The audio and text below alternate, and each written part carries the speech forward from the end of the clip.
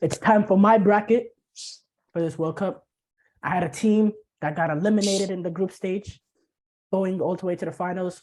So did they. So I don't really feel guilty about it. It is what it is, but I'm gonna redo it. And this time I'm gonna be, inshallah, 100% accurate. I'm not, but I mean, you could always hope. But I have a feeling this is gonna be a much better one.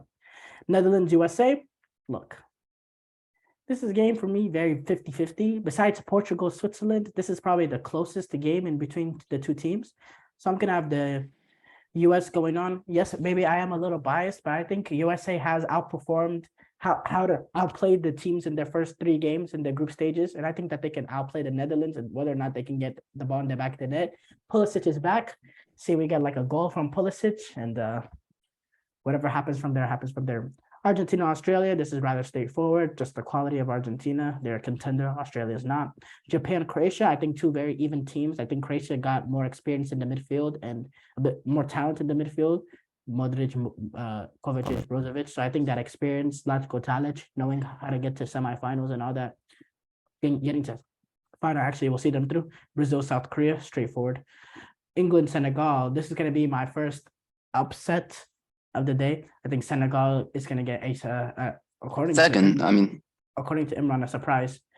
Yeah, USA, Netherlands. No, that's not an upset. That's not a, or is it what defines an upset? Ooh, is it good now? I'll go back. What defines an upset? Okay, it's an upset, but it's not shocking. Team that's not favored winning. I mean, it's not shocking, but like it's still an upset. This is not shocking either, in my opinion, though. France, Poland. France, Spain, Morocco. Look, Morocco did well. They won the group and all that. They are a good team. They play some excellent football, and they can test that back line on the counter. And it will be tough for Spain to break down that Moroccan defense that have only allowed 1 game throughout this tournament. So because of that, I'm gonna have Spain. I'm gonna have Spain, bro. Spain's too talented. But that's gonna be a very, very good game. Portugal, Switzerland. I have Switzerland moving on. I said this before in my previous video.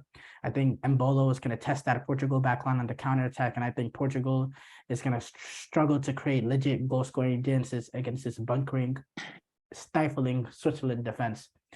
And just to be clear, I have Portugal and England getting out in the group stages. I mean, in the round of 16s, but they are both the favorites to move on. And if they were to move on, and France were to play England, or Portugal were to beat Spain, there'll be 2 very, very easy games for France and Spain. It'll be almost buys. I have no chance. There's no way England will surprise France. And there's even bigger, less chance that Portugal will surprise Spain. No way. I'm saying that right now. Because Emran, you wanted me to reiterate it. Yeah, I wanted to say that on camera. That's all. Yeah, we're good. But by the way, you wanted me to say it on camera, and then you chose France, and then you chose Spain. No, you chose Portugal. Oh, never mind. You chose Portugal. Okay. And we just said it like, oh, they have no chance. Like, that's still crazy to me. They don't. I made that clear. Argentina, US. That's the end of the US. But it'll be very fun to watch. I give USA 30% chance to win that game. 30%, which is a lot higher than I'd give some other teams going up against. Damn well a lot higher than I gave Australia. Brazil, Croatia. Look, it's just the gap in quality that's going to get them there. Senegal, France, all French-speaking derby. I just think they're going to get Idrissa Gueye back, but this game is going to be a very good, tight game. Honestly, it will be. But I think missing Sadio Mane is here. It's where they're going to, and quarterfinals is going to be a good run, but they're going to have to score multiple goals to compete with this French team, and they've struggled to create open goal scoring opportunities. Spain, Switzerland, this can be a very, very, very tight, very good game. I think it's going to be like penalties or extra time, kind of like how Spain beat Switzerland on penalties last Euros. I think it's going to be that kind of game, but I think Spain would just get it over the top with Luis Enrique.